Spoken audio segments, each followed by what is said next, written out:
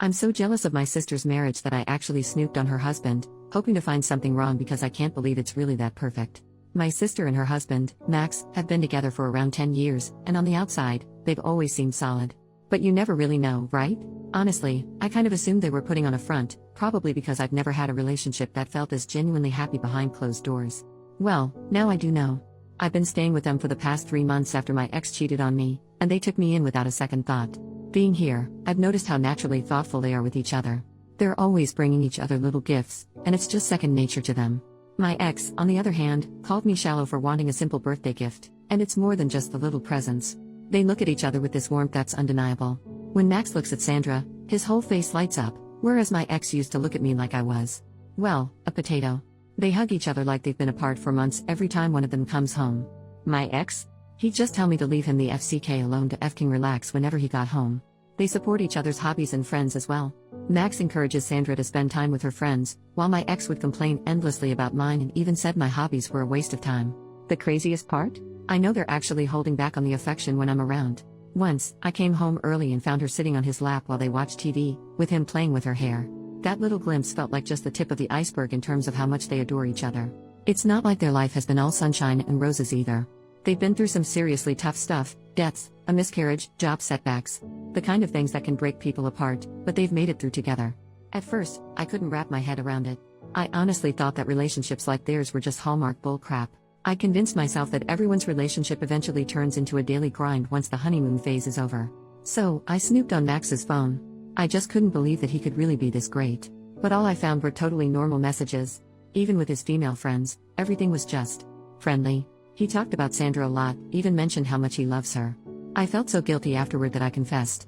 Surprisingly, they forgave me. Sandra even took me out for the day, just the two of us, and shared that she'd been in some terrible relationships herself before she met Max.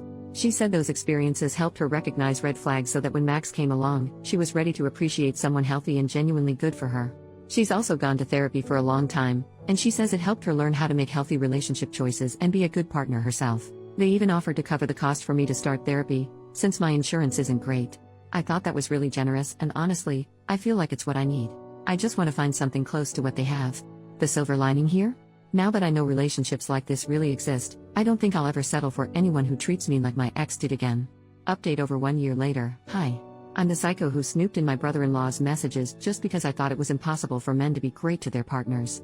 A lot has happened over the last year or so and I'm not sure exactly where to start, so I'm going to use a list format and just write stuff in whatever order it comes to mind. 1. I started therapy very soon after my post. My first therapist wasn't great, so my sister Sandra encouraged me to find another, and my second one was awesome. I'm still seeing him once every 2 weeks.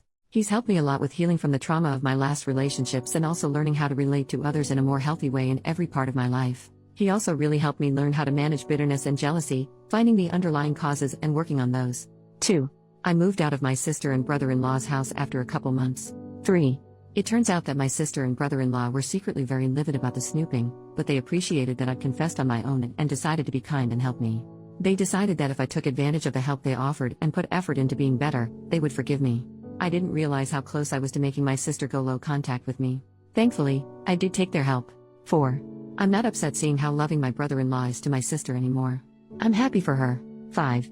They became foster parents after I moved out and are now in the process of adopting a little girl they've been fostering. They are literally the perfect people to be nurturing a traumatized child. They're doing so great, and the little girl, Maddie, is doing so much better than when she was first placed with them. She's an amazing girl, and she and my sister and brother-in-law are so lucky they've all found each other. 6. I've been single the whole time. That was on purpose. A few months ago, though, I determined that I'd be open to dating again. I didn't want to actively do anything, no dating sites, but I decided for myself that I wouldn't purposely avoid dating anymore. And finally, a week ago, a guy I became friends with at an animal shelter I started volunteering at about 6 months ago asked me out. I said yes. Our first date was great. He's very kind. He's the guy you go to if you need to calm down a traumatized, terrified animal. He cleans diarrhea-coated animal carriers without any complaint. My sister approves of him. He's very funny too. So that's the update.